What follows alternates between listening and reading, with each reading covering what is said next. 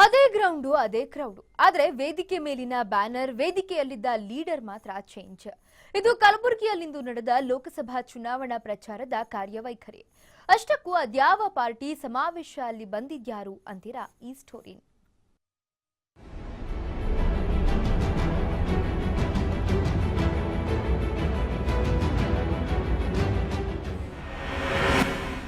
ಕೈ ವಿಕೆಟ್ ಪತನ ಜಾಗದಲ್ಲೇ ಪರಿವರ್ತನಾ ರ್ಯಾಲಿ.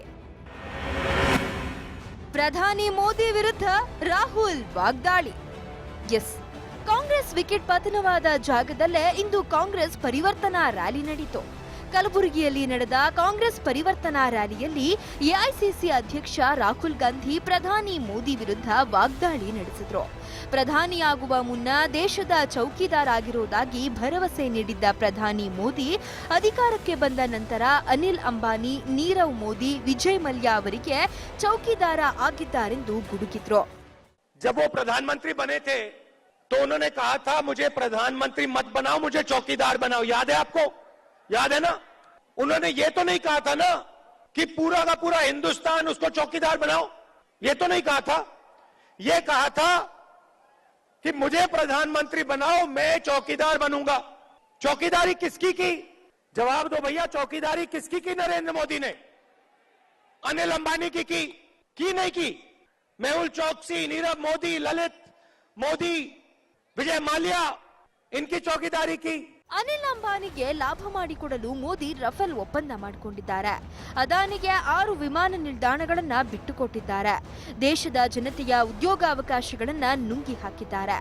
ನೋಟ್ ನಿಷೇಧ ಮಾಡಿ ಜನಸಾಮಾನ್ಯರಿಗೆ ತೊಂದರೆ ಕೊಟ್ಟಿದ್ದಾರೆ ಅಂತ ಕಿಡಿಕಾರಿದ್ರು. चौकीदार प्रधानमंत्री बनता है, पहला काम फ्रांस जाता है, उसके साथ अनिल अंबानी जाते हैं. भाई और बहनों, पूरा कॉन्ट्रैक्ट बदल डाला. 526 करोड़ रुपए का हवाई जहाज चौकीदार जी ने 1600 करोड़ रुपए में खरीदा. कर्नाटक के युवाओं को रोजगार मिलना था. नरेंद्र मोदी ने कहा ना, चौकीदार अनिल अंबानी को देगा. अनिल अंबानी जी ने जिंदगी में हवाई जहाज नहीं बनाया, कभी नहीं बनाया. कॉन्ट्रैक्ट मिलने से 10 दिन पहले अनिल अंबानी ने कंपनी खोली. ಡೆಲ್ಲಿಯಿಂದ ಗಲ್ಲಿಯವರೆಗೂ ನನ್ನನ್ನ ಈ ಬಾರಿ ಸೋಲಿಸಬೇಕು ಅಂತ ಸಂಚು ನಡೆದಿದೆ ಅಂತ ಖರ್ಗೆ ಆರೋಪಿಸಿದ್ರು.